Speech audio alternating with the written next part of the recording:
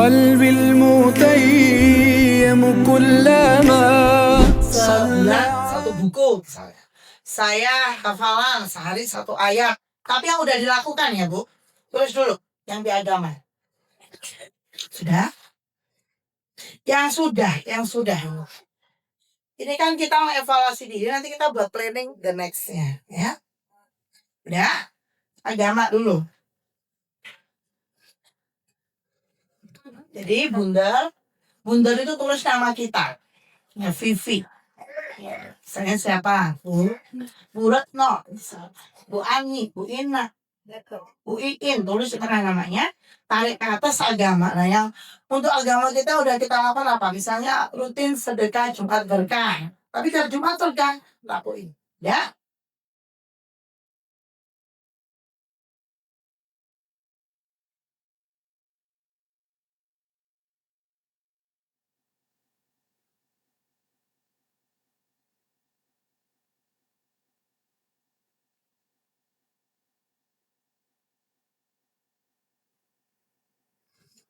Sudah, yang agama udah dilakukan apa aja. Nanti kalau kita udah tulis, kita bisa lihat Bu, mana kira-kira mau ditingkatkan. Kalau sudah agama, sekarang pendidikan. Kita pendidikannya sampai apa misalnya?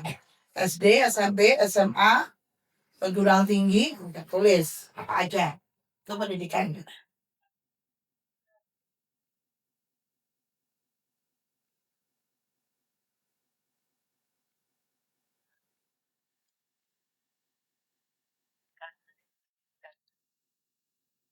Ya, pendidikan. SD, SMP, SMA. Ya, pendidikan sudah. Sekarang pekerjaan. Pekerjaan apa yang kita lakukan? Udah, saya udah pensiun ya, udah tulis pensiun. Saya ibu rumah tangga, dok. Ibu rumah tangga. Nggak apa-apa, itu mulia. Swasta. Ah, ya. Boleh. Udah, pekerjaan. Sekarang garis berikutnya minat dan bakat. Ini untuk mengenalin diri ya. Jadi sisa umur kita nanti mau kita bantu siapa dengan kekuatan kita. Kan tadi bilang, saya ingin bermanfaat dok. Pokoknya saya bermanfaat dok. Iya, manfaatnya di mana? Setiap orang itu istimewa. Setiap orang satu sama lain pasti punya kelebihan masing-masing. Saya minatnya itu dok, ngajarin ngaji. Berarti itu tulis minat Anda. Oh, saya minatnya itu apa namanya? What is mental Indonesia? Merajut gitu loh. Merajut, boleh tulis. Saya minatnya buat kue dok. Tulis. Itu minat Anda. Bisa jadi nanti Anda, saya mensedekahkan ilmu dan waktu saya setiap bulan. Saya mengajari ibu-ibu yang bingung buat bisnis apa dengan mengajarkan ilmu saya membuat kue. Misal gitu. Saya niatkan ya Allah ilmu saya jadi ilmu yang bermanfaat. Karena udah tahu minatnya ya. Saya mau ajarkan ibu-ibu boleh datang ke rumah saya bawa bahan sendiri. Nanti saya ajari buat kuenya. Jadi kita bermanfaatnya itu harus jelas dan buat program. Saya tuh butuh ditolong Allah ya Bu, sangat butuh gitu ya. Maka saya buat sekolah ibu bahagia gratis. Tadi 17 batch, sekarang udah 21 batch. Sebulan ikut pelajarannya dikasih ilmu gratis. Padahal saya belajar ilmu itu ratusan juta. Tetapi yang saya butuhkan komitmen ya. Kalau nggak ngerjain tugas off. Jadi apa kelebihan Anda? Nanti manfaatnya itu akan lebih diperjelas. Mau bantu apa? Kemudian hidup pribadi. Hidup pribadi itu gimana selama ini Anda lakukan? Ibu itu butuh me time. Me time itu gak tahu di loh Bu. Me time itu. Atau ke salon tuh bukan me time loh. Me time tuh pilih waktu 5-10 menit yang buat panjenengan sendiri. Itu me time. Misal bangun tidur, ke kamar mandi, terus ngapain biasanya? Ambil air wudhu sholat. Sebentar. Kasih waktu jeda 10 menit, ambil ke kamar mandi, buat teh anget, badannya dianget-anget, sambil bersyukur sama Allah. Ya Allah, terima kasih ya Allah masih hidup. Terima kasih ya Allah masih diberikan kesempatan bangun sepertiga malam.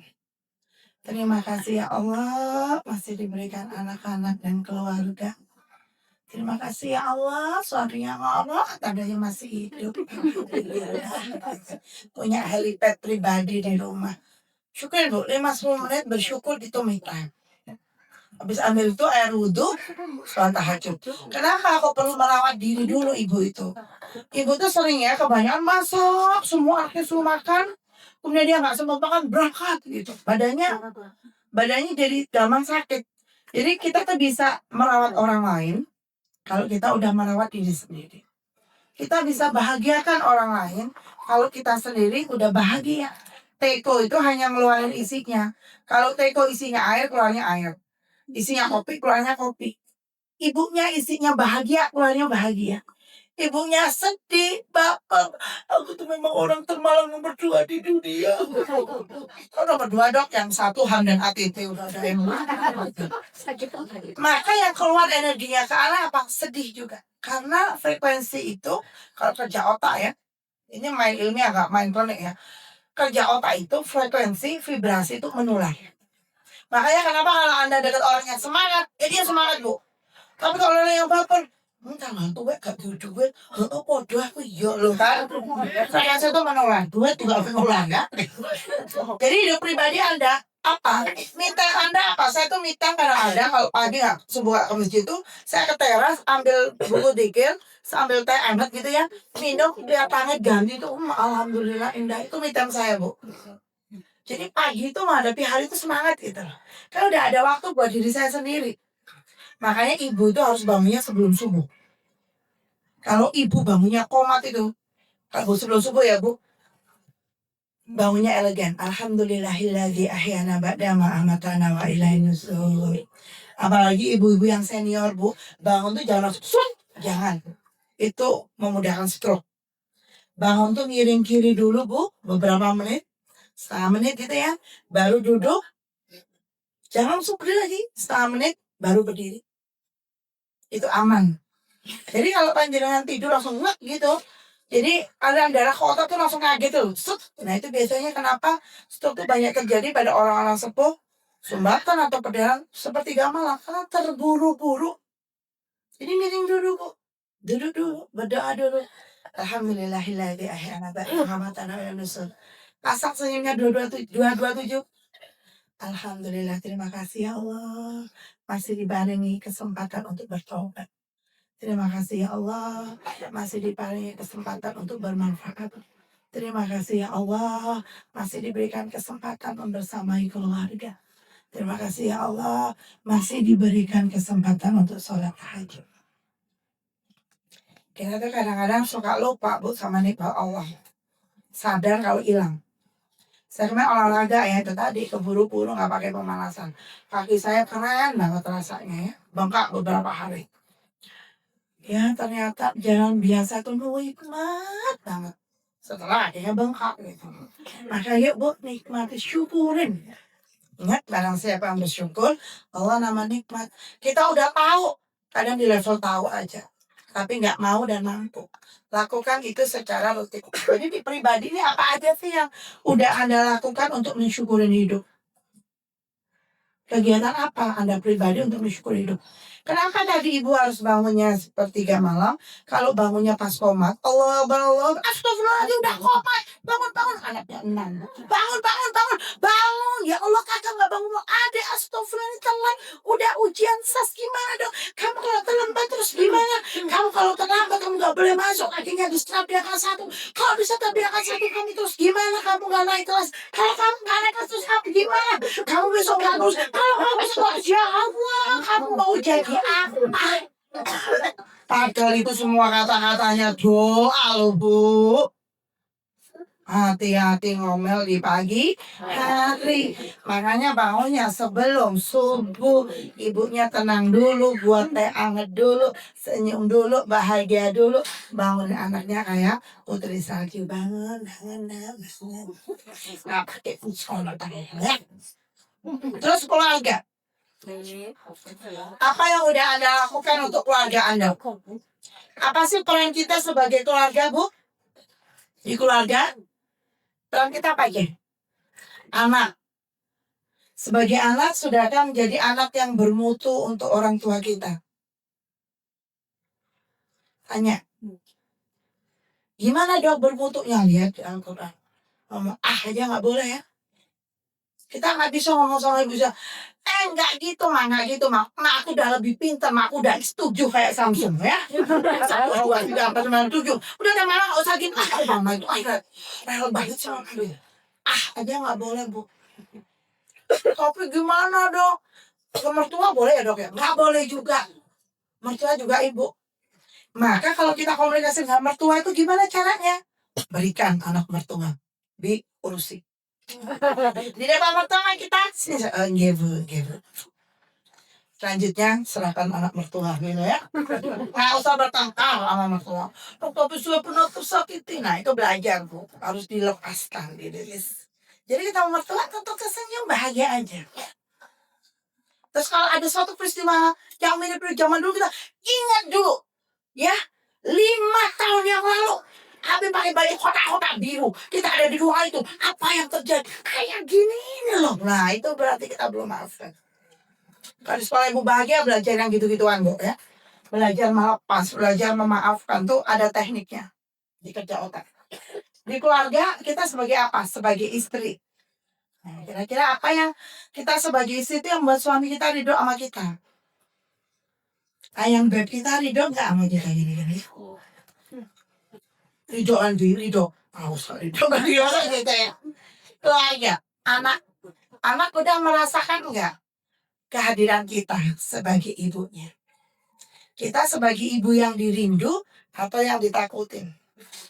Orang tua itu ada dua, ibu itu ada 2 tipe malaikat ya. Ada 2 tipe malaikat dengan sapam. Ini kalau yang masih kecil ya anaknya ya, yang masih kecil-kecil ya, atau eyang ya. Kalau kita datang kajian, krek, pintunya dibuka, cucu kita atau anak kita bilang, rapin, mana aku datang, aku datang. Nah itu tipe sapam. Tapi kalau kita datang kajian, anak kita lari, bunda, rindu. Itu berarti pemalaikat, alhamdulillah. Apa sih proyek keluarga yang udah dilakukan? Misalnya sholat jamaah bareng. Misalnya zikir pagi bareng. Misalnya apa nih ke panti asuhan tiap 3 bulan sekali keluarga. Pernah nggak dicapai? Kalau ada, tulis. Organisasi. Nah, organisasi apa nih? PKK boleh. Apalagi? Saya sama dok PKK RT, PKK RW, PKK Kelurahan, PKK Kecamatan banyak banget ya apa? Apalagi? Saya ikut kajian di Suraya deh, misalnya jadi pengurus, apa tulis, apalagi di organisasi apa lagi. Nah, yang tadi yang PKK di hidup bermasyarakat ya bu, yang organisasi beda, selain yang bermasyarakat. Bermasyarakat RT, RW, pengajian warga, ya kan pengajian RW ada ya, pengajian kelurahan ada kan, ikut nggak kita di situ? Kalau yang organisasi di luar itu, misalnya anggotanya Fatayat kah, anggotanya apa, Muhammadiyah kah, monggo. Ya. Nah, udah lihat sekarang cabang pohonnya. Sekarang lihat mana cabang pohon Anda yang paling rantingnya paling sedikit. Coba dilihat yang rantingnya paling sedikit. Berarti itu PR kita bu. Yang rantingnya udah rimbun model lagi nggak apa-apa. Jadi ingat ya, hidup bermasyarakat, organisasi, itu sebenarnya kita lagi ngumpulin fans ya. Fan apa? Antar kita ke liang lahat. Siapa yang udah merasakan sentuhan kebaikan dari panjenengan? Mereka yang akan benar-benar tulus datang mendoakan, mengangkat tanya ibu itu, masya Allah baik banget.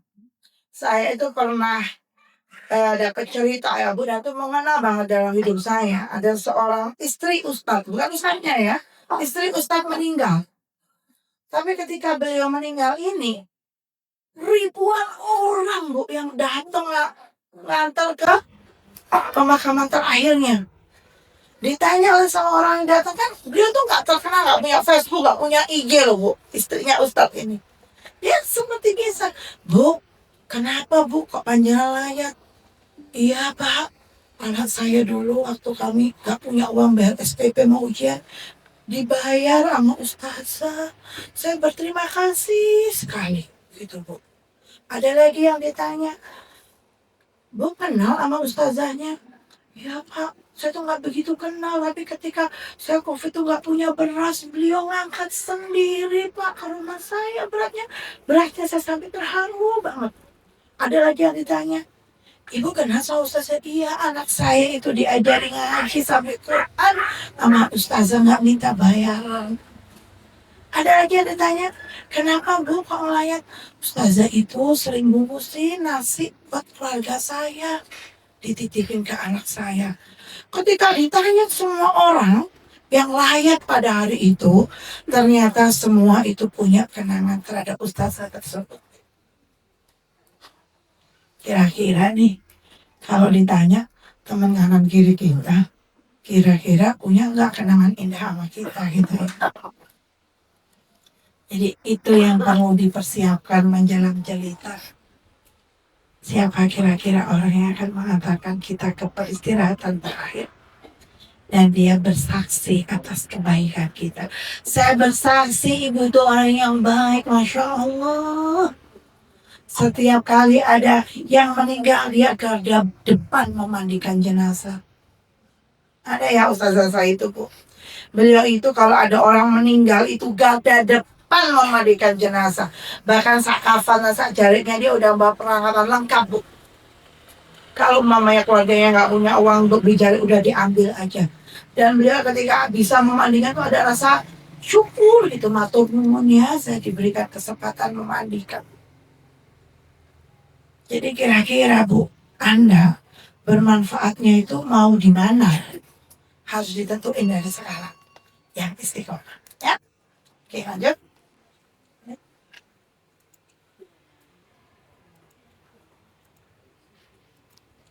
Nah, kesehatan spiritual, nah, pasti sering dibahas di sini ya, memperkuat hubungan dengan Allah, meningkatkan kualitas sholat, tadabbur, tilawah Quran, memperbanyak zikir dan istighfar. Nah, saya mau sedikit mengulas tentang hidup kita yang udah hidup 30 tahun, angkat tangan.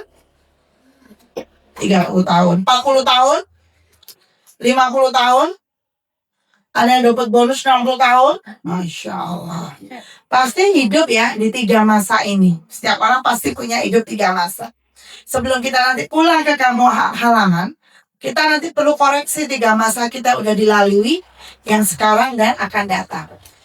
Hidup di 3 masa itu masa lalu, masa kini, dan masa depan.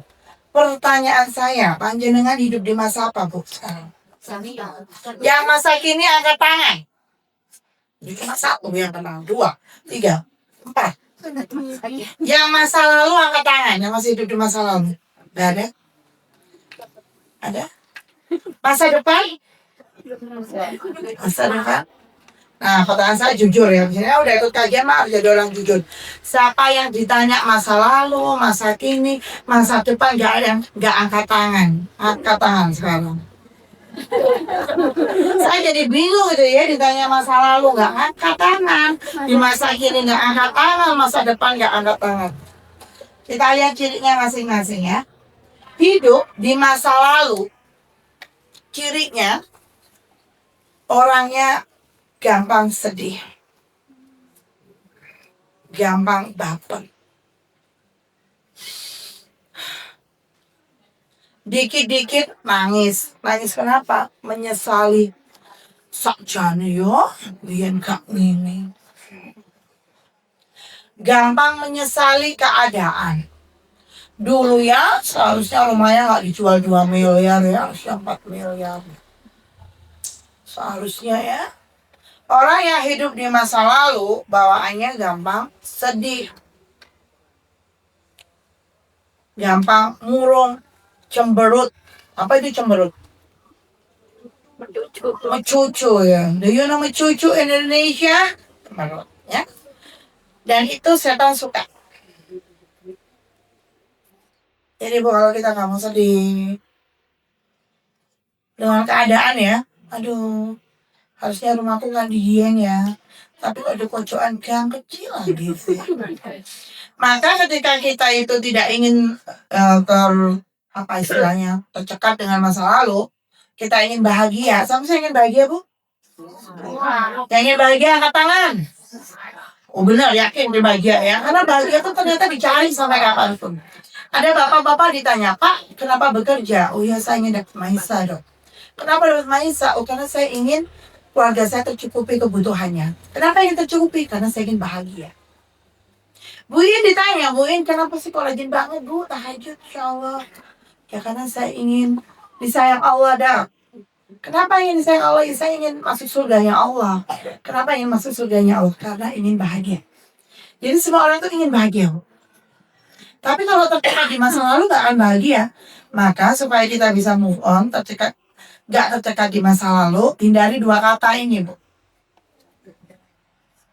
Seharusnya. Seharusnya ya suamiku gak yang ini gitu misalnya. Seharusnya ya aku tuh nikahnya sama jenderal, jadi harus ini aku jadi bu jenderal. Seharusnya ya anakku itu masuk ke kedokteran UI, seharusnya. Pertanyaan saya, kita ngomong seharusnya 1000 kali merubah keadaan ya? Tidak. Seharusnya itu suamiku jenderal, ngomong 1000 kali. Jadi bu jenderal? Tidak. Kemudian yang kedua adalah seandainya. Seandainya aku itu dulu itu kuliahnya itu tata negara, paling nggak akhirnya aku jadi wali kota, paling nggak ya.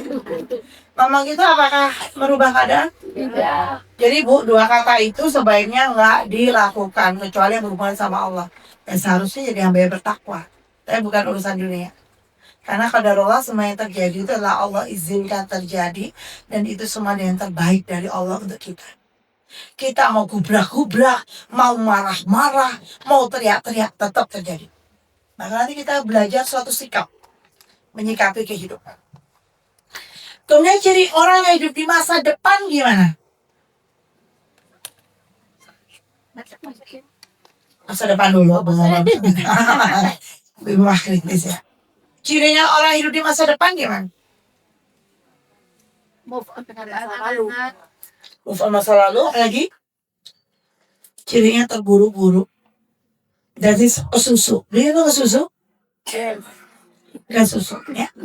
Jadi kalau bangun anak yang cepet ya, bangun gak kamu, bangun gak, astagfirullahaladzim gak bangun, kalau gak bangun-bangunnya, nanti kamu terlambat, kalau kamu terlambat, kamu gak naik kelas, kalau kamu naik kelas, kamu gak lulus, kalau gak lulus, kamu besok gak dapat pekerjaan, terus kamu jadi, hati-hati ya, bangunin anak ya. Orang yang terburu-buru, anaknya masih PAUD, Bu, milih kaos kaki kanan sama kiri aja masih bingung, yang kanan, yang kiri, yang kanan, yang kiri, begini, gitu aja lama, sini ibu pakein, suat, nah itu terburu-buru. Jadi kalau orang yang tergesa-gesa itu di masa depan seringnya cemas, overthinking.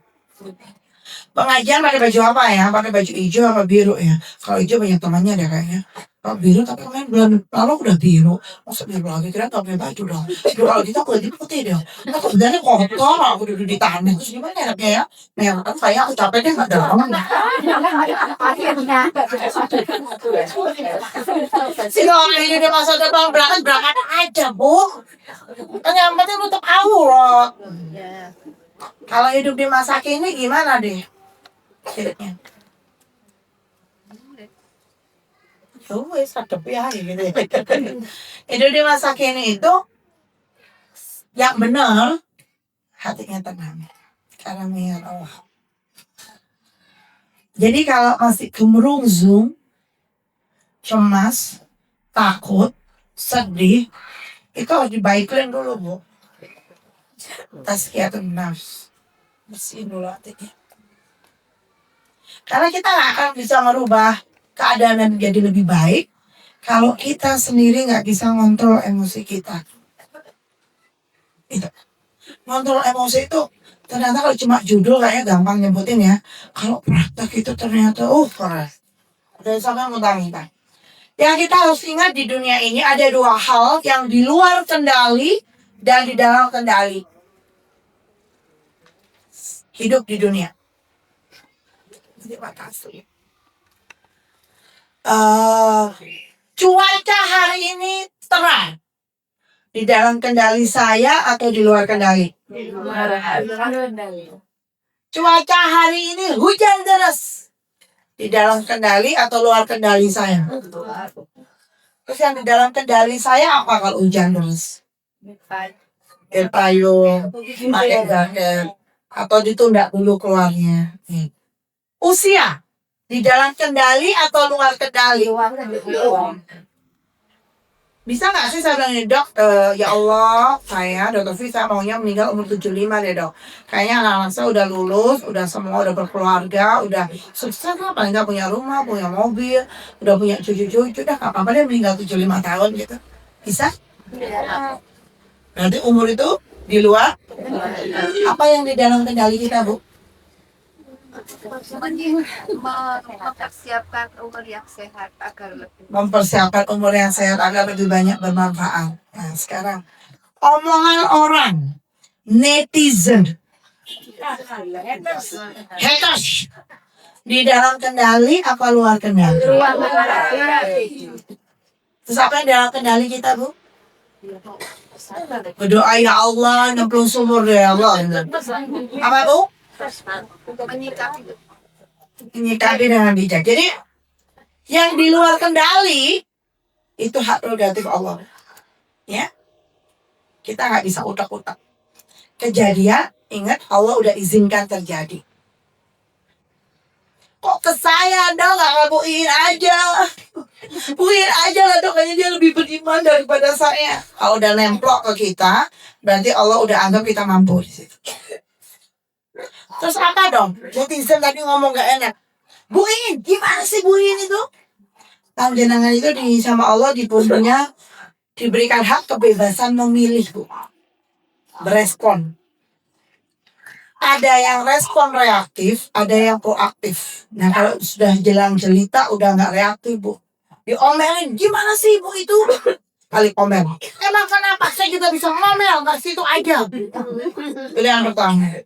Pilihan kedua, oh begitu ya bu. Mohon maaf ya bu. Saya ternyata belum tepat. Mohon maaf ya bu. Semoga kedepannya lebih baik. Ini mana bu? Pertama, kedua bu? Kedua yakin. Ya kalau tanggal muda, tanggal 5 ya. Coba tanggal 31 ke 32 gitu. Beda respon kadang-kadang. Jadi yang di dalam kendali kita itu pilihan kita. Sama kita mau bertakwa, mau sesat, bila kita lebih. Nanti hasilnya udah berbaik ngomongnya loh dok, ternyata dia masih ngomongnya nggak enak. Hasil itu juga di luar kendali. Maka yang harus kita ingat di dalam dunia ini, watak asli dunia itu, ya. Kata Ibnu Athaillah As-Sakandari, jangan heran atas kejadian kesulitan-kesulitan selama engkau masih hidup di dunia, karena seperti itulah watak asli dunia. Kalau panjenengan masih punya kesulitan, berarti masih hidup di dunia. Dan watak asli dunia itu tempat kita mengikuti ujian demi ujian, menanam kebaikan di segala situasi dan kondisi, dan ujian itu menaikkan derajat di sisi Allah, dan inilah tujuan dunia diciptakan. Dan Allah bilang, tidakkah masuk surga sebelum diuji? Kenapa sih bu kita kok bisa overthinking biasanya? Kenapa? Karena ada apa? Cemas berlebihan. Ada apa lagi yang membuat kita cemas itu biasanya? karena nggak yakin atas Allah. Nggak yakin atas Allah. Biasanya ada apa dulu sebelum cemas? Ada masalahnya, ada masalah. Coba nih ya, anak SMA jalan anak kuliah. Ih keren ya anak kuliah tuh bajunya bebas. Yang kayak kita seragam dari pagi sampai sore. Apa masalah anak SMA bu? Pengen kuliah. Ketika dia kuliah, apakah masalahnya selesai? Oh enggak. Ya ampun dosanya killer banget, gak lulus katanya. Enak kayaknya udah lulus. Apa masalah anak kuliah? Ingin cepat lulus. Pertanyaannya, ketika udah lulus, apakah masalah anak ini selesai? Dulu namanya keren mahasiswa. Ketika lulus namanya pengangguran. Maka dia bilang gini, Enak kayaknya udah dapat. Pertanyaannya, kalau udah dapat kerja, apakah dia sudah nggak ada masalah? Ya ampun, di tempat kerja mah toksik, semua toksik, bosnya toksik. Ya ampun, gak enak banget tidak kerja. Enak kali ya kalau udah nikah. Ada bahu tempat bersandar diri ini dan mencurahkan isi hati. Pertanyaan saya, kalau udah nikah, apakah persoalan masalahnya selesai? Ya ampun dong, saya punya helipad di rumah, kenapa? Wah itu ngorok dong. Nggak bisa tidur. Saya biasanya gelap dong, ada melatonin hormon ini bekerja sempurna ketika tidur. Ya mau terang, beneran kayak pasar malam dong tidurnya, ya ampun. Enak kali ya kalau udah punya anak. Pertanyaan saya, kalau udah punya anak, apakah masalahnya selesai, Bu? Ya ampun dong, ini ngakek, tipis, ngakek, tipis, lapar, tipis.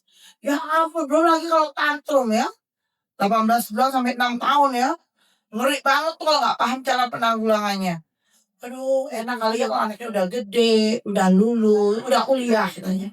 Pertanyaan saya, kalau udah kuliah pakai maskernya selesai, Bu? Ya, ampun dong, kakeknya sudah digampar.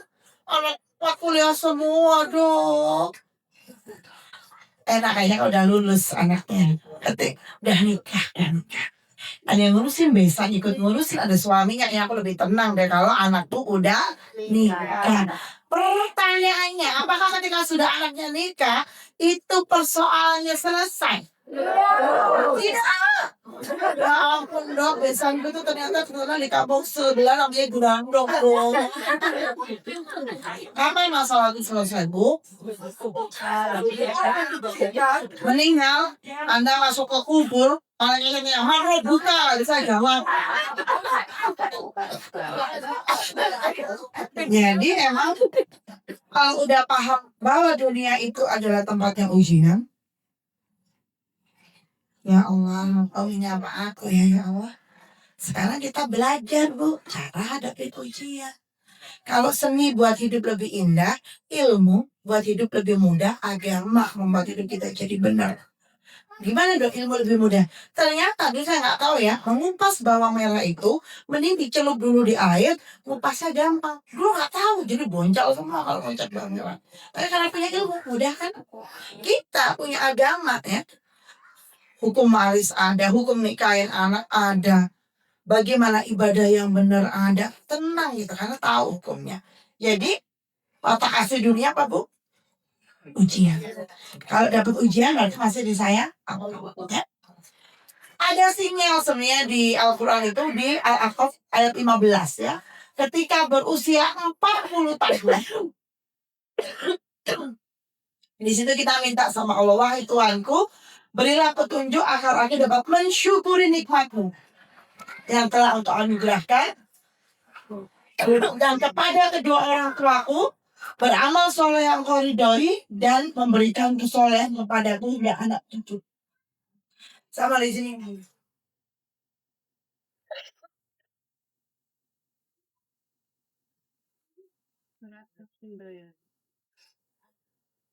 Level 15 itu setelah 40 tahun udah dikasih sinyal sama Allah untuk apa? Banyak bersyukur. Dikasih sinyal untuk apa? Beramal soleh. Dikasih sinyal apa? Mewariskan kesolehan kepada anak cucu ya. Maka harus dikasih contoh. Itu di 40 tahun. Nah sekarang gimana langkah untuk melatih mental dan spiritual menjenang jelita? Yuk jadi ibu yang oke. Ibu yang apa? O-nya yang pertama adalah optimalkan spiritual. K-nya kuatkan kematangan mental emosi. T-nya efektifkan setiap langkah dengan bersyukur. Sekarang kita bahas pertama. Optimalkan spiritual. Kalau tadi ternyata masih ada yang tercekat dengan masa lalu, yang gampang sedih, kecewa, sakit hati, dendam, punya inner child di masa kecil, punya luka pengasuhan di masa kecil, punya luka batin, maka apa yang dilakukan, Bu? Dengan memperkuat spiritual kita dan melatih mental kita? kita belajar nama sikapnya adalah ridho. Kenapa harus ridho? Ini di perkembangan mental emosional ya. Setiap orang kalau dapat peristiwa yang nggak enak, nggak nyaman, apa yang terjadi biasanya? Kaget, shock. Kenapa harus aku? Kenapa nggak buin aja? Bu sebelumnya bu siapa? Kenapa nggak bu dulu aja gitu loh? Ya Allah, harusnya kan dulu aja gitu ya, misalnya. Shock itu wajar. Kalau orang umum belum ikut kajian, biasanya denial. Denial itu gitu, tolak. Harusnya bukan aku dong, harusnya Bu Lulu, harusnya Bu Iin, gitu. Harusnya ibu-ibu yang lain, itu namanya denial. Kalau denial diturus-turusin jadi frustasi. Frustasi itu ceritanya sering diulang-ulang. Ada nggak kerabat bude, tante, pak de, bude, ceritanya belok barang, itu aja yang dibahas. Sebenarnya dia masih tersekat di sini, Bu. Nggak move on, tersekat di masa lalu dia. Dibantu nanti, Bu, untuk rilis, untuk maafin. Sehingga kalau lebih enak, jalannya lebih tenang. Kalau nggak dia akan bulek di situ. Dan sama Allah akan dikasih soal kayak gitu terus. Ingat, 1+1 nggak dijawab 2 dengan tepat, akan dikasih soal yang sama sampai bisa. Cuma beda orang, beda bentuk aja. Frustasi itu cirinya diulang-ulang.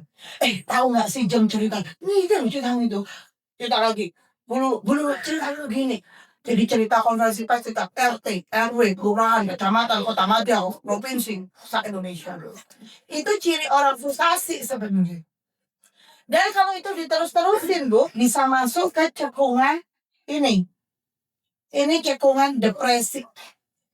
Depresi itu sebenarnya apa? Dia terlalu menjiwai peran drakornya dalam hidup.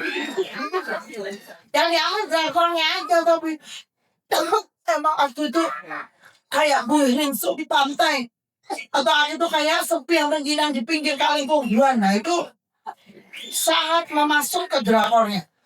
Dan itu orang-orang beda-beda. Ada yang sehari cukup terus move on. Seminggu, sebulan, setahun. Ada yang akhirnya sampai pindah tidur. RS Cilawang. Karena semangat mau. Enggak, aku ini korban. Playing victim.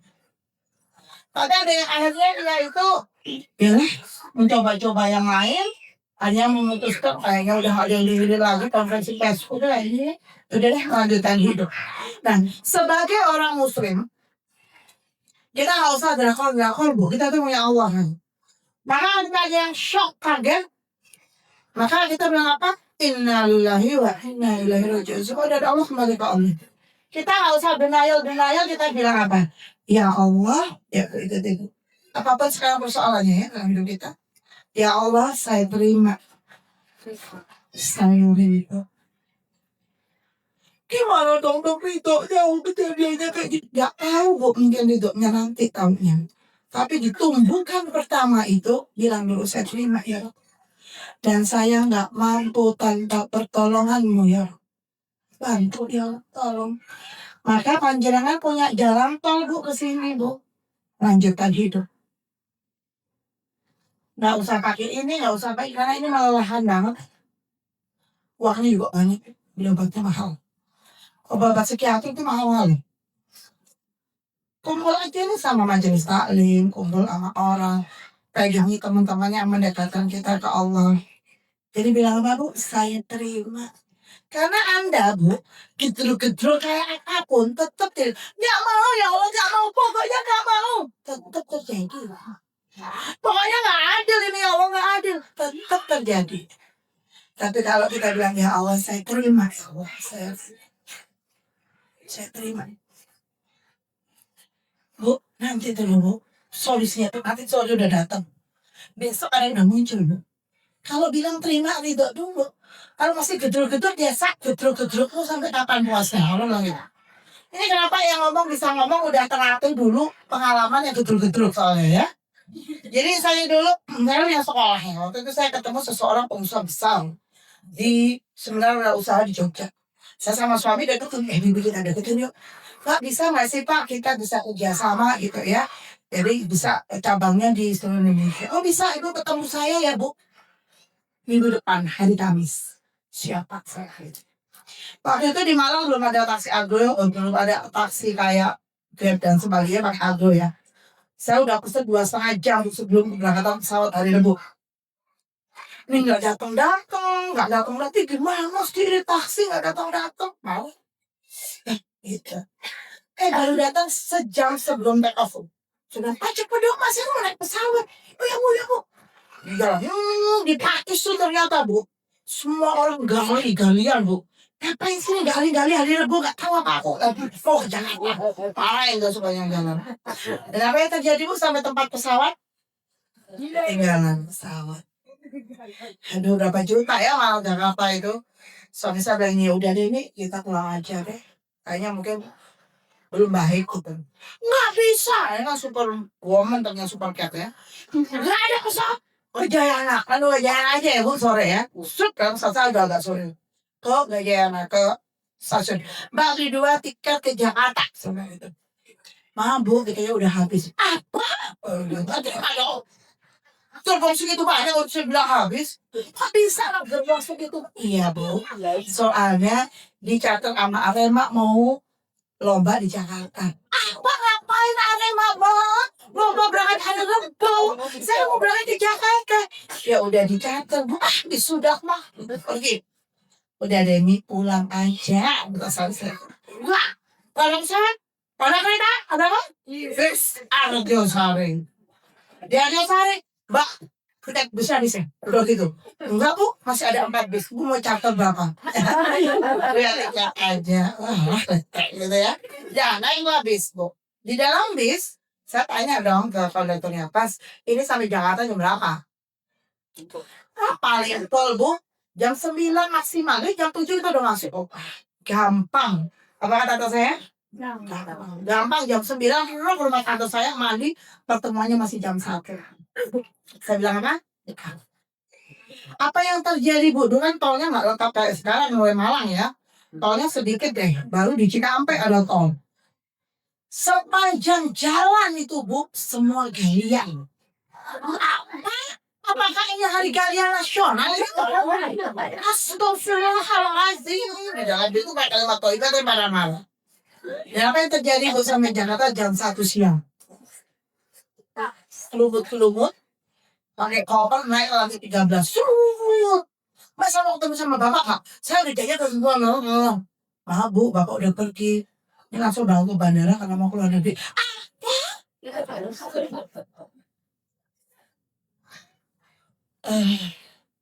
Kemudian suami saya bilang ya udah deh kita pulang.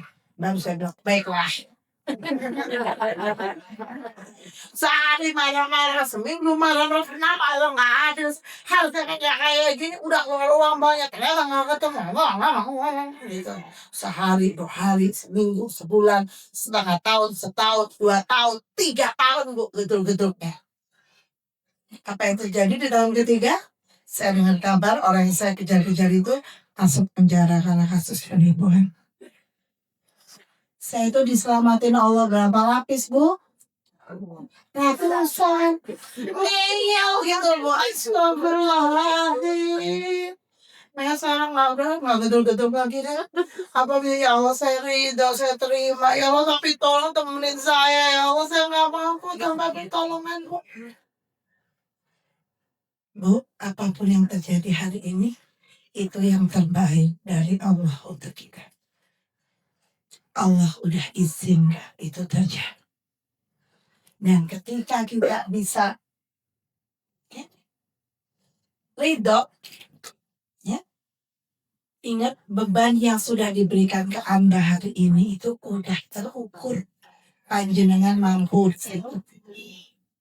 Karena Allah itu sedang tidak melihat kemampuan panjenengan, bu. Allah sedang lihat kemauan panjenengan untuk taat. Itu aja. Allah nggak lihat banyaknya tabungan panjenengan, banyaknya rumah panjenengan, banyaknya mobil, banyaknya utang, enggak ya. Yang dilihat itu taatnya. Diuji makin dekat nggak sama Allah. Diuji makin minta nggak sama Allah. Diuji makin bangun nggak sepertiga malam. Jadi kalau udah diuji jangan malah semakin healing. Kalau punya teman ya bu, ini teman nggak baik nih ya. Lagi sedih, diajak healing. Lagi senang, diajak healing.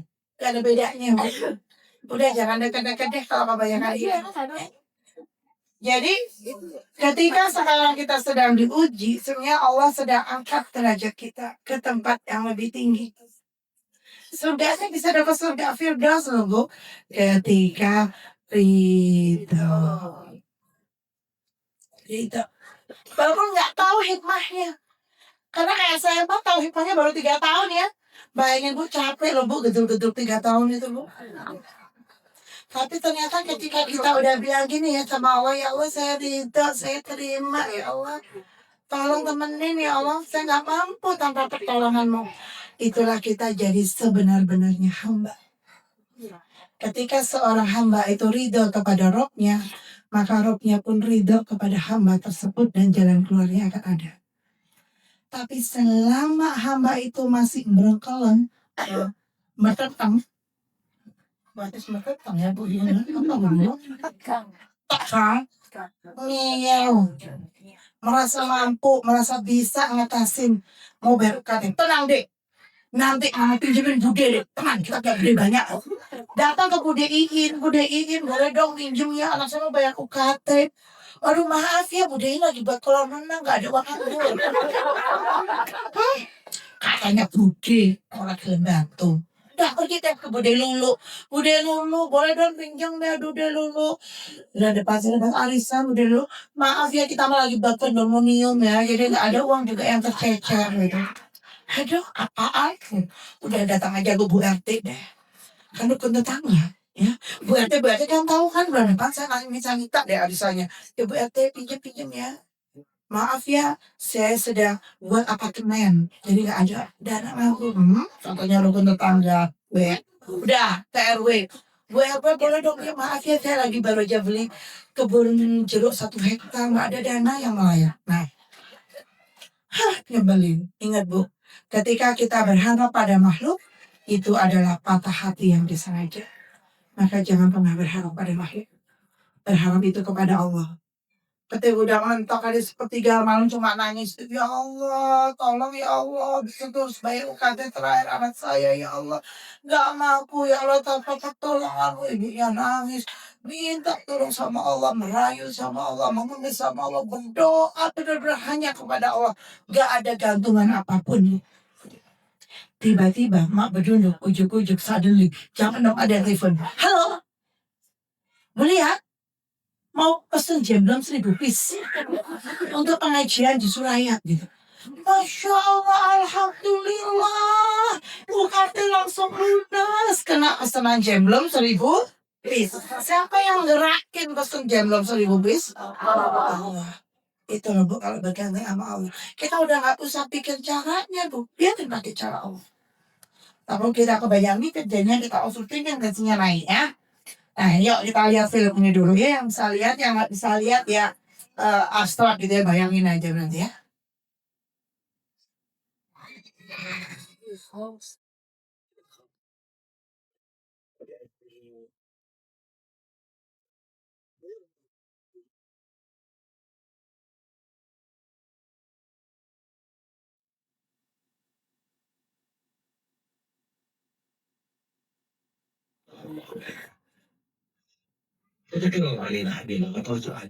Filmnya ya, real kan ya. Ada bapak-bapak berdiri deket pohon. Marah-marah karena gigit semut. Dia pindah ya. Semeter. Ternyata ketika dia pindah ada mobil yang menerpa tempat tadi dia berdiri. Hari ini karena kita merasa gak nyaman yang dengan Allah takdirkan. Tapi ingat Bu, semua yang Allah takdirkan, Allah telah izinkan itu terjadi. Itu adalah yang terbaik dari Allah untuk kita. Dan disitulah Allah sedang mengangkat derajat kita, menghapus dosa-dosa kita. Dan ingat, Allah tidak mengukur kemampuan panjenengan semua. Allah cuma mau melihat kemauan untuk taat. Dan sesungguhnya pertolongan Allah itu sangat dekat. Karena doa itu terkabul di antara 2 rasa. Khauf dan roja. Khauf itu takut banget. Roja itu berharap pada Allah. gampangnya ingat kayak kisah Nabi Musa ya Bu. Disuruh bawa kaum Bani Israel yang rewel itu lari, depannya Laut Merah, belakangnya tentara Fir'aun. Bahkan tentara Fir'aun sepandangan mata. Kalau kita kira-kira gimana Bu? Reweli gitu. Depan laut, belakang Fir'aun. Bahkan kaumnya Bani Israel itu emang nyebelin dong ya. Dia bilang gini, hei Fir'aun, gara-gara kamu nih kita akan bahaya nih, mati semua gara kamu nih gitu ya. Tapi kata Nabi Musa apa? Ketika Allah bersama kita itu sahabat. Di titik itu loh Bu, kha'u dan roja itu loh doa dan terkabul. Jadi kalau di ibarat itu rafia getas mau putus loh, tahu gak sih Bu? Di titik itu loh doa itu terkabul. Jadi berbaik sangkalah sama Allah dan berkatalah baik kepada Allah. Husnuzon bilangnya Allah kasih hal yang baik. Kalau kita bicara mengenai kerja otak ya, karena saya suka bicara tentang otak ya. Nah, otak itu ternyata kalau ini mulai muncul, kita tuh harus jawab loh Bu. Bisikan-bisikan setan itu. Nah insya Allah punya Allah. Karena Allah itu maha adil, gak mungkin pilih kasih. Allah itu baik, gak mungkin salah. Allah itu bijak, pasti beri yang terbaik. Ketika kita udah yakin sama Allah, ya Hayyu ya Qayyum birahmatika astaghis. Yakin sama Allah, doa itu terkabul di antara khauf dan roja. Jadi kalau udah terpepet banget kayak gitu Bu, udah kayak kritis banget, doa aku mau terkabul. Di titik itu Anda bisa berbaik sangka. Jadi misalnya saya pengen minum ini, ya Allah pengen banget minum ini ya Allah, udah dekat Bu. Ya Allah pengen banget, ya Allah minum ini udah dekat ya Allah. Dan Allah tuh maha oke di oke yang terakhir. Ya Allah pengen banget, udah dekat Bang, udah mau minum. Tapi ketika itu kita gak mungkin ya bisa minum, ya udah pergi. Allah tuh maha oke di oke yang terakhir. Jadi gimana kita selalu berbaik sangka sama Allah. Dan itu ada dalam kendali kita.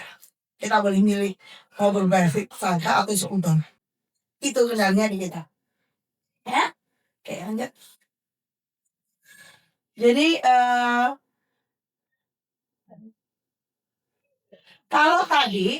kalau dengan hidup di masa kini, apa yang harus kita lakukan? Bersyukur.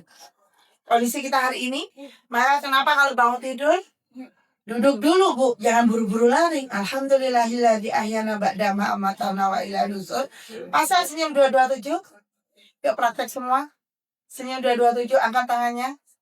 Ilmu harus dipraktekkan, nggak sekedar tahu. Yuk bilang sama-sama. Ya Allah, Alhamdulillah, terima kasih diberi umur. Alhamdulillah, diberi keluarga. Alhamdulillah, bisa berjalan dengan baik. Alhamdulillah, bisa bernafas dengan baik. Alhamdulillah, bisa melihat dengan baik. Alhamdulillah, bisa dapat kajian. Alhamdulillah, bisa makan dengan enak. Alhamdulillah, bisa beraktivitas dengan mudah. Gimana Bu kalau bersyukur Bu? Lega. Vibes-nya lega. Seharian itu dapat nikmat. Kenapa kok seharian itu kayak gak beruntung dong? Karena dimulai dari ngomel di pagi hari itu loh. Kalau ngomel itu, ada otak namanya amigdala, pengatur emosi, itu mengeluarkan hormon kortisol, hormon stres. Kalau hormon stresnya udah keluar Bu, ngomelnya dari pagi sampai malam. Maka kita itu pagi usahakan jangan nyenggol sih namanya amigdala itu. Supaya kortisolnya gak keluar. Dan kita banyakin syukur. Dan syukur itu dipraktekkan. Gak cuma bilang syukur, enggak. Sepenuh hati. Nah kalau bisa sekarang tuh, bersyukur itu seperti nafas. Nafas tuh gimana? Tarik nafas dulu. Tahan. 2 hitungan. Keluarkan 4 hitungan. Tarik nafas. Tahan 2 hitungan. Keluarkan 4 hitungan. Hidup itu seperti itu.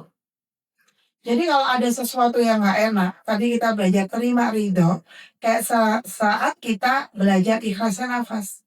Diterima dulu, ya Allah saya terima. Rasain dulu sakitnya, Ya emang aku sedih ya Allah, ya emang aku gak nyaman ya Allah. Kemudian aku akan saya serahkan semua kepadamu ya Allah. Kenapa sih orang kena penyakit jiwa? Sebelum tahun 2020, COVID, dari jurnal membuktikan 30% orang yang beredar di dunia ini terkena penyakit jiwa.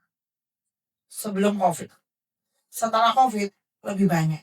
Jadi kalau di ruangan ini ada berapa ratus orang gitu ya. Berarti 30%-nya ada yang kena mental illness. Mental illness itu nggak selalu harus gila ya. Misalnya sedih berlebihan, baper, overthinking, merasa nggak berharga, itu termasuk mental illness. Itu nanti ada Bu cara melepaskan. Nanti kapan-kapan deh kita belajar ya. Jadi dengan masa kini kita bersyukur. Waktu saya tinggal berapa menit Bu? 1 menit? Nanti besok saya bisa sampai ini ya, sampai bisa dong. Kemudian kalau di masa depan gimana dong? Di masa depan gimana? Kalau masa lalu kan banyak sedih. Kita tadi apa? Kuncinya untuk mengatasi itu dengan ridho. Dengan masa kini yang udah terjadi, kuncinya agar ditambah nikmat kita bersyukur. Seperti di Quran Surah Ibrahim ayat 7 ya, barang siapa yang bersyukur Allah nambah nikmat. Masa depan kan cemas ya. Gimana ngatasinya Thomas? Ayo, ayo. Aja-ajanya udah tahu tapi rendah hati saya nggak jawab ya. Mengatasi cemas itu dengan tawakal. Maka setiap keluar kan doanya apa tadi? Bismillahirrahmanirrahim. La haula wala quwata illa billah. Aku tahu ya Allah ada yang di luar kendaliku dan ada yang di dalam kendaliku. Semua yang terjadi di dunia ini telah Engkau izinkan dan itu di luar kendaliku. Tugasku adalah memilih respon hidupku. Di suatu jalan yang sangat macet, ada satu supir truk yang ngebel-ngebel, ting ting ting. Satu orang kedua naik taksi, si Argo ya, bukan dia. Yang lihat Argonya terus, nggak jalan-jalan, Argonya jalan terus. Orang ketiga Bululu, baca buku, nyetir lagi, macet kan ya, baca buku nyetir lagi. Sebelahnya Bu Ii, baca Quran, apalin, bisa jalan nyetir lagi, baca Quran, apalin, jalan lagi. 5 tahun gitu terus Bu.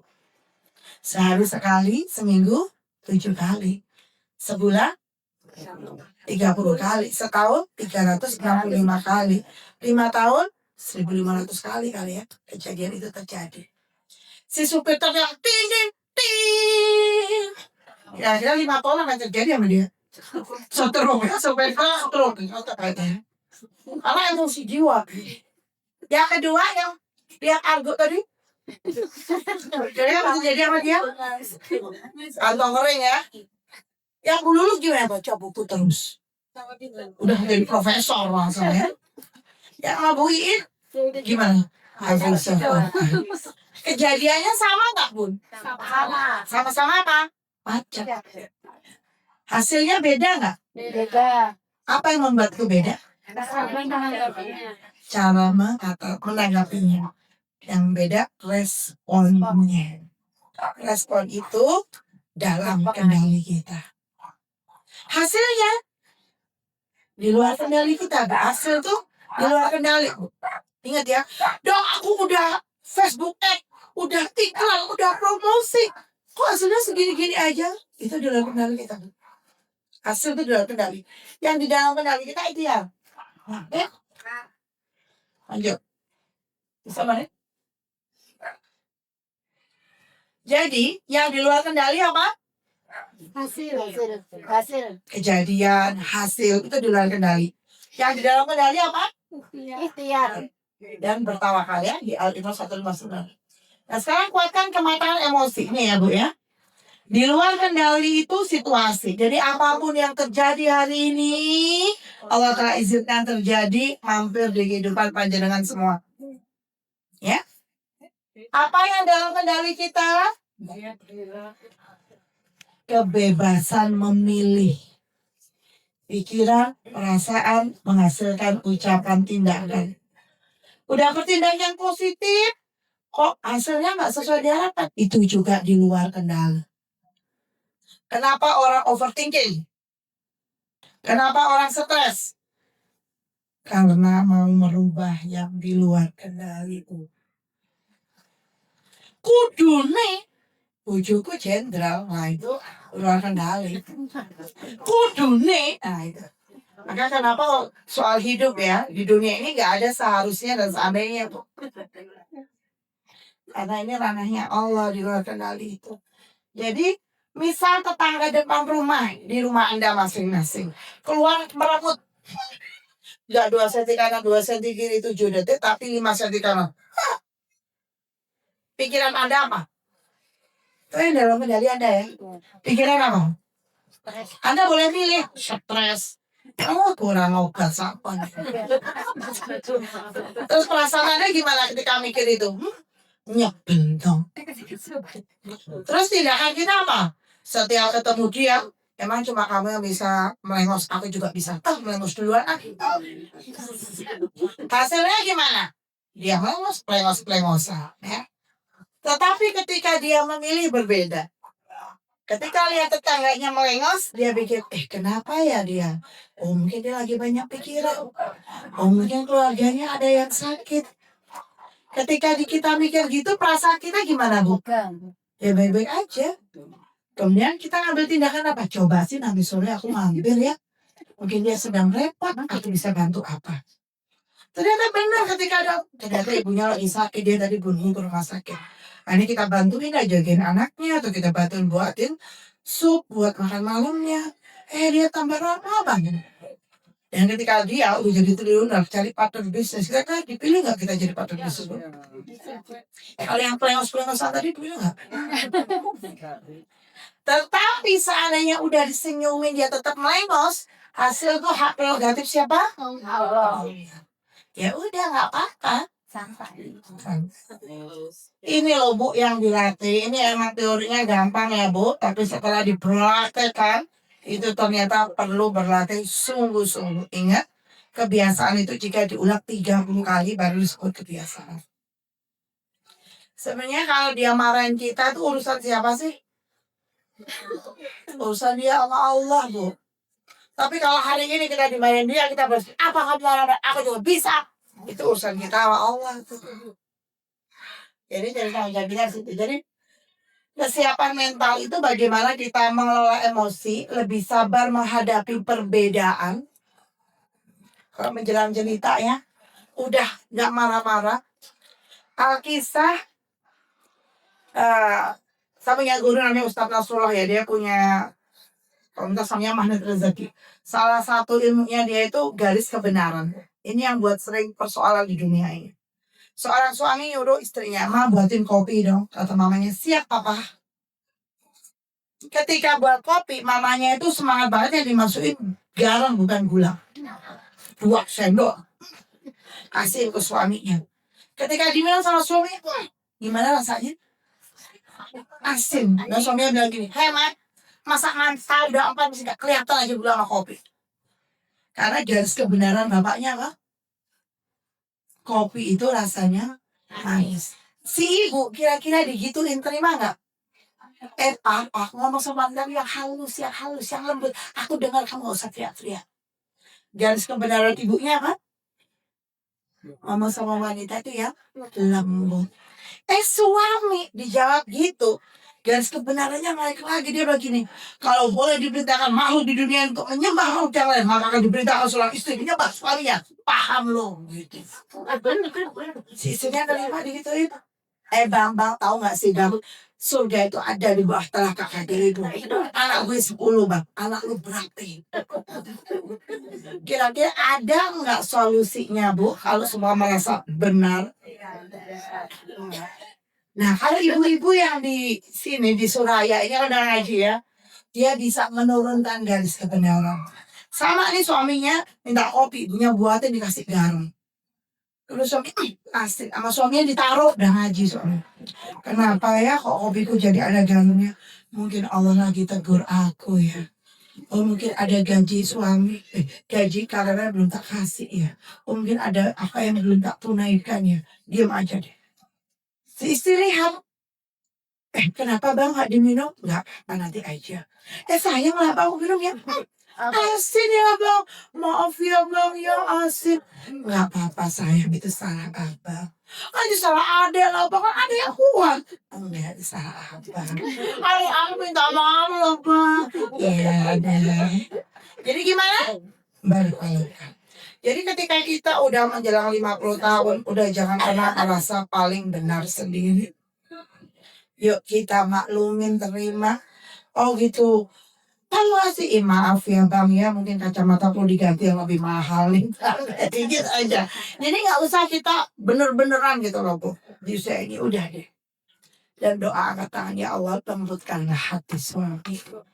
Nggak usah kayak ditinjuk di rumah ya. Oke.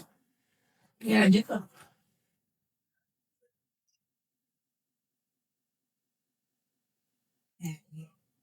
Mengelola emosi lebih sabar, berdamai dengan masa lalu. Ini berdamai itu nggak mudah ya, waktunya lebih panjang. Nanti ada caranya ya Bu, tapi di saat ini kayaknya belum memungkinkan ya untuk dilakukan karena memang perlu lebih relaksasi ya di sini ya. Kemudian memaafkan diri sendiri dan orang lain, ini penting. Setiap orang punya masa lalu. Ada yang kemarin tuh curhat ya, dia nggak nyaman sama orang tuanya. Karena dia pikir orang tuanya nggak adil. Lebih sayang adiknya daripada dia. Dia disuruhin aja adiknya tuh yang bagian enak-enaknya. Dia marah banget. Ternyata ketika itu terjadi, dipendam tuh emosinya, ternyata tanpa sadar itu dia perlakukan juga ke anaknya. Sampai anaknya dibawa ke psikolog. Dan dia di sekolah, psikolognya bilang ya Bu, dia masa didoakan berbeda dengan saudaranya. Hah masa? Padahal saya dulu itu begitu, saya udah bertekad nggak melakukan itu kan anak saya. Tapi ternyata pikiran kita itu Bu melakukannya. Makanya kenapa kok harus memaafkan kesalahan orang lain gitu. Karena orang tua kita pun soalnya nggak berniat gitu, tapi tahunya cuma gitu. Ya, ini juga ada ibu, eh dia curhat sama saya, dok, saya itu suami saya dok yang kedua ini kalau dia itu marah dia main tangan dok, saya marah banget dok. Oh ya, dan pada saya itu dok bercerai dengan suami pertama kan dia KDRT juga, jadi saya bercerai pas saya kedua juga iya. Saya melihat nih kok polanya berulang. Saya boleh cerita masa kecilnya bu. Ternyata beliau pernah marah banget sama siapa? Sama ayahnya. Pernah tahu pukul ibunya. Jadi ternyata ketika di masa lalu kita tidak dilepaskan, Bu, masih kita ingat-ingat, masih terpendam di bawah sadar. Jadi otak itu ada dua, Bu. Otak sadar sama bawah sadar. Ibu sekarang sadar apa nggak sadar? Nah, Bu siapa namanya Bu? Bu Wita. Vita, Bu Vita sama saya anggap saya ular kobra. Gedenya segini udah gak makan sebulan. Apa yang ibu lakukan ketika ada ular kobra di depan ibu? Menghindar. Kalau beliau sadar, beliau ambil penggaris dulu harusnya. Diukur 1 meter dan mikir kalau saya lari kecepatannya cuma 20 km per jam, ular kobranya 30 km per jam. Kayaknya saya pasrah aja deh saya. Nyerah. Itu kalau pikiran sadar. Tapi ternyata yang menguasai otak manusia itu lebih banyak itu pikiran bawah sadar. 10% pikiran sadar, bawah sadarnya 90%. Itu dari mana? Dari habit, kebiasaan yang diulang-ulang dari kecil sampai sekarang yang menjadi karakter. Kenapa kita lari dengan kobra? Karena dari pelajaran IPA kobra itu biusnya berbahaya. Tetangga sebelah bilang, tetanggaku mati. Kenapa? Karena kobra gitu. Pak dulu juga bilang kobra itu jadi banyak tuh nonton film anak-anak masuk ke otaknya kesimpulan di otaknya kobra berbahaya. Tapi kalau Bu Vita ini keliling dunia, umroh tiap bulan, haji tiap tahun, punya panti asuhan, punya pondok pesantren, karena bapaknya pengrajin kulit kobra buat tas dan sepatu. Ketika lihat ular kobra segede saya, kan Bu Vita, jadi 2 kodi dapat 2 M. Beda ya Bu mindsetnya ya. Jadi ternyata mindset masa kecil itu sangat mempengaruhi perilaku kita hari ini. Maka kalau ada yang nggak baik, maafkanlah. Ya Allah, saya maafkan ayahku. Karena saya masih butuh maaf. Ya. Dimaafin Bu. Tandanya dimaafin tuh ada hati lega, tenang. Dan kalau masih membendung persoalan, biasanya bagian tubuhnya ada yang sakit. Oh, diambil yang sakit itu sebentar aja. Berapa menit lagi sih Bu? Saya 5 menit.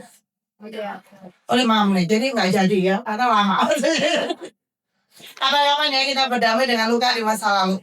Jadi ada caranya. Ternyata ketika luka itu numpuk-numpuk, itu bisa numpuk di sini Bu, numpuk di sini Bu, numpuk di ginjal, jadi batu ureter, numpuk di organ tubuh. Dan ketika kita mengingat peristiwa itu, organ tubuh itu akan bereaksi entah di dadanya, entah di lehernya.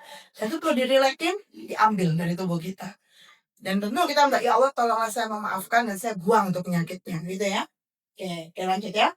Jadi pentingnya memaafkan. Jadi memaafkan bisa kalau saya di sekolah ibu bagian yang seharian sendiri memaafkan itu. Kenapa? Karena ketika habis memaafkan itu biasanya lemes ya, kayak orang habis ya gitu loh. Lemes keluar gitu. Ya Allah saya maafkan. Karena udah maafin itu enteng. Ingat orang itu ketemu malah bisa gandengan ya. Dan apa yang terjadi dengan diri yang benar-benar perlu memaafkan itu kita lihat dulu filmnya ya kalau nggak memaafkan itu. Ya. Sobat Indonesia lah, tahu nggak kalian? Kalau penyakit di tubuh kita ternyata bukan hanya disebabkan oleh pola makan saja, tetapi faktor terbesarnya adalah masalah spiritual sebesar 50%, psikis sebesar 25%, sosial sebesar 15%, dan fisik sebesar 10%. Para profesor yang meneliti hal tersebut bahkan menegaskan beberapa masalah emosi yang bisa membuat kita sakit-sakitan. Inilah beberapa di antaranya. Yang pertama, malas selama 5 menit akan menyebabkan sistem imun tubuh kita mengalami depresi selama 6 jam. Yang kedua, dendam dan penyimpan kepanikan akan menyebabkan imun tubuh kita menjadi mati. Dari situlah bermula segala penyakit seperti stres, kolesterol, hipertensi, serangan jantung, rematik, artritis, dan stroke atau pendarahan atau penyumbatan pembuluh darah. Kita stres, maka kita sering mengalami gangguan pencernaan. Yang keempat, jika kita sering merasa khawatir,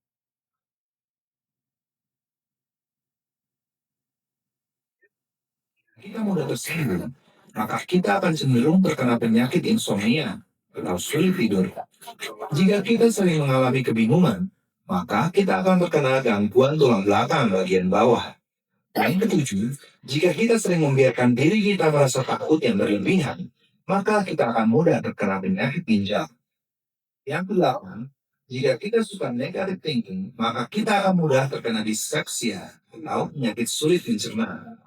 Yang kesembilan, jika kita mudah emosi atau cenderung pemarah, maka kita rentan terkena penyakit hepatitis. Jadi, akhirnya untuk hidup sehat itu simpel banget. Cukup kondisikan hak kita senang dan gembira. Ingat,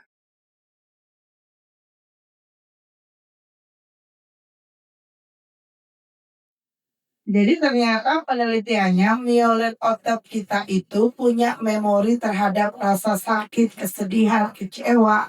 Maka itu kalau belajar ridho itu dilepaskan. Dilepaskan seperti kayak kita tadi belajar nafas ya. Menerima kemudian dilepaskan. Dan saya ridho, saya maafkan. Biasanya kalau ketika pas sesi memaafkan itu, tubuh kita akan bereaksi Bu.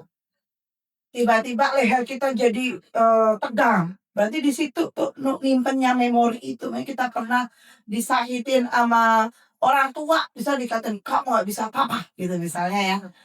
Dan kita waktu itu sedih banget dikatain itu. Nanti tubuh kita bereaksi entah di sini, entah di dada kita jadi lebih berdebar-debar.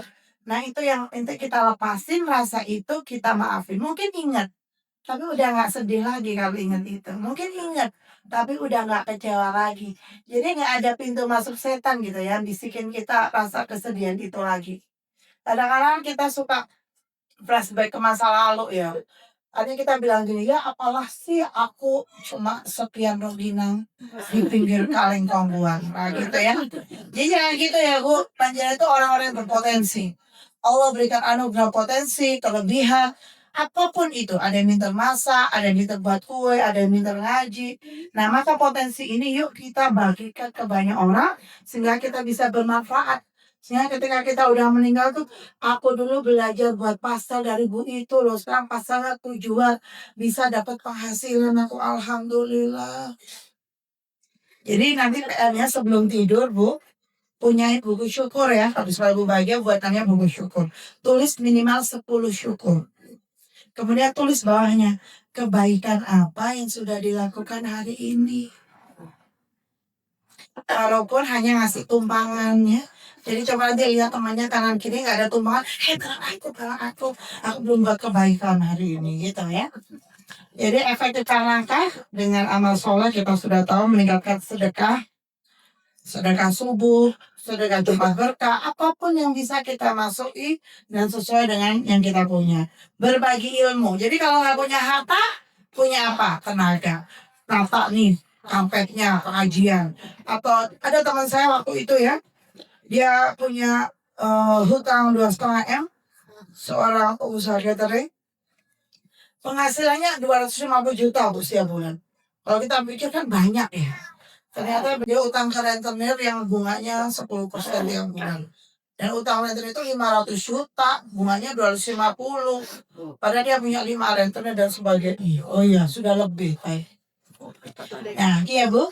Dan kemudian yang penting yang meninggalkan karya yang usianya lebih panjang dari jasad ini, terutama membina generasi muda dan menjadikan anak-anak menjadi anak yang soleh. Di akhir sesi ditutup beberapa film Bu, Allah itu maha sayang, maha lihat apa sih sebenarnya kita benar-benar butuhkan. Dan untuk itu kalau memohon sama Allah hilangkan berhala apapun. Punya budi Pak D, tabungan emas, tabungan mobil, tabungan rumah, enggak. Tapi minta langsung sama Allah tanpa gantungan apapun. Baik, di akhir sesi ini yuk kita belajar jadi hamba yang ridha dan hamba yang tawakal Allah. Di film ini, yuk kita lihat bentar.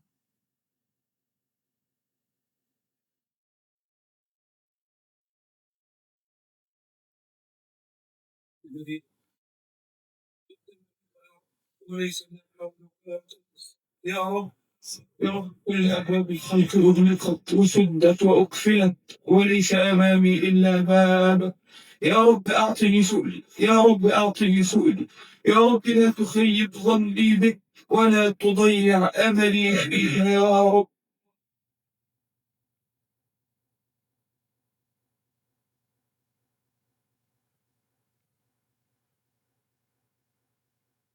السلام عليكم. وعليكم السلام ورحمة الله. مالك يا أخي؟ الدعاء بتاعك والله قطع قلبي لدرجة إن أنا كنت عايز أصلي ما عرفتش أصلي خالص بسبب الدعاء بتاعك والحال اللي أنت فيه. خير إن شاء الله. الحمد لله على كل حال. زوجتي مريضة جدا جدا جدا ولازم تعمل عملية الساعة 9 الصبح. مطلوب في العملية 15,400 جنيه. أقسم لك بالله ما في معايا 10 جنيه منهم. الحمد لله. الحمد لله. بصراحة يا أخي أنا مش هقدر أعمل لك أي حاجة، لكن كل اللي أنا أقدر أقول لك عليه واصل دعائك، واصل تضرعك، واصل بكائك بين يدي الله، وأحسن الظن بربك والله يعلم.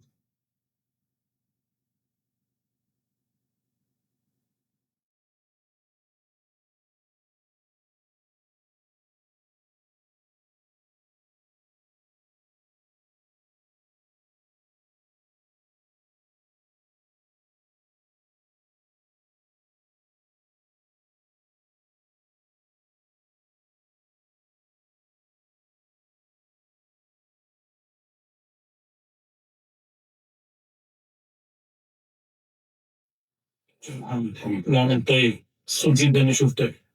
بصراحة اني اسمع صوتك جدا عشان اصور مع حضرتك. مش شغلي اشتغلت انا جاي ان انا اجيب لك سكافة بالمرة اطلعها للناس اللي يشوفوا مستحقين ان شاء الله. كام؟ دول 15,400 جنيه. كام؟ 15,400 جنيه. سبحانك ربي ما أكرمك يا رب ما أرحمك يا الله. أمن يجيب المضطر إذا دعاه. خير يا شيخ محمد خير. هتعرف كل حاجة دلوقتي يا أخي. يا أخي لو سمحت كيف الغاليز؟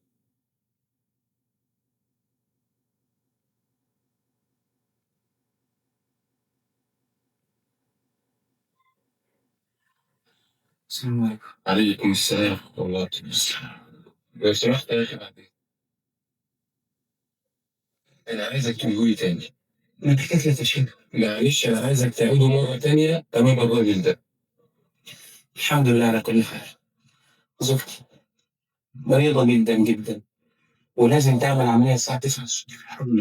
العملية دي هتتكلف كام؟ 15,000 دولار. 15,000 دولار. لا إله إلا الله، لا إله إلا الله، سبحان الله، اللهم لك الحمد. الله لا إله إلا الله. Ya, ketika kita hanya bergantung kepada Allah, disinilah Allah akan hadir dalam kehidupan kita. Maka jangan pernah percaya diri di hadapan Allah, tapi percayalah Allah tidak pernah meninggalkan kita, walaupun sedetik saja. Dan kuatkanlah itu bahwa kita tidak mampu apapun tanpa pertolongan Allah. Jadi seberapa serius kita mintanya sama Allah, bukan sama makhluk. Ya Allah, tolong ya Allah, nggak mampu tanpa pertolongan. Nah Ibu-Ibu sekarang kita berdoa bareng-bareng ya. Silakan semuanya berhadapan dua-dua sama temannya. Kita saling doakan ya. Cari temannya. Dua ya kau. Berhadapan. Harapannya cari pasangannya saling doakan ya. Ketika kita berdoa untuk saudara kita, sesungguhnya kita doa itu semua kembali ke kita. Jadi kita mulai semuanya istighfar, ditatap, dipegang tangan temannya, dipegang tangan temannya, ditatap tangannya. Ya, kita istighfar bareng-bareng. Astagfirullahaladzim, Astagfirullahaladzim, Astagfirullahaladzim. Alhamdulillahi Rabbil Alamin, hamdan syakirin, hamdan na'imin, hamdan yuafi ni'amahu wa yukafi masidah. Ya Rabbana lakal hamdu kama yanbaghi li sultan. Allahumma shalli wa sallim ala Sayyidina Muhammad wa ala ali Sayyidina Muhammad. Ya Allah, hari ini saya mendoakan sahabat, teman, kajian yang ada di depan saya. Ya Allah, sayangilah dia. Ya Rob, cintailah dia. Jika hari ini dia sedang ada persoalan ya Rob, angkatlah persoalannya. Jika hari ini sedang bersedih ya Rob, hiburlah rasa sedihnya. Jadikanlah keluarganya menjadi keluarga yang sakinah, mawadah, warahmah. Ya Rob, jadikanlah sahabatku ini ya Rob, anak-anaknya menjadi solih-solihah. Anak-anak menghafal Quran. Anak-anak yang membahagiakan dan memuliakan orang tuanya nanti di surga. Dan memakaikan mahkota dan pakaian penghormatan untuk orang tuanya. Ya Allah, jadikan keluarga sahabatku ini sakinah, mawadah, warahmah. Suami istri yang saling taat setia. Jika dia ada hutang ya Rob, lunaskanlah hutangnya. Jika ada ketidakmudahan ya Allah, berikan jalan keluar. Ya Allah, jadikanlah sahabatku ini mudah untuk berumroh dan berhaji ke Baitullah. Jadikanlah ya Rob, kau bahagiakan dia, kau muliakan dia, kau tinggikan derajatnya. Jadikan setiap kesabarannya ya Rob, menjadikan kau gugurkan dosanya. Dan jadikan ya Allah, kau berikan solusi atas setiap persoalannya. Ya Allah, jadikanlah kami semua meninggal dalam keadaan ketaatan kepadamu. Meninggal dalam keadaan husnul khotimah.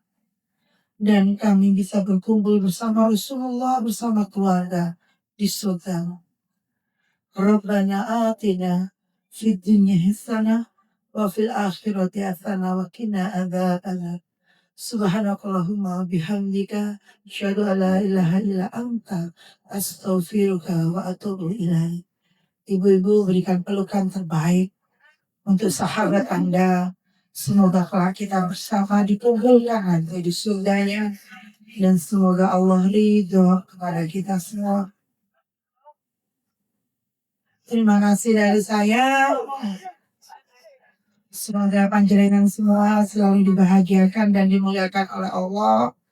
Semoga ditinggikan derajatnya dan Allah kumpulkan kita bersama kelak di surga. Jika nanti saya tidak ada, dipanggil ya Bu, supaya bisa bersama-sama berkumpul di surga Allah. Terima kasih dari saya. Mohon maaf lahir batin. Assalamualaikum warahmatullahi wabarakatuh.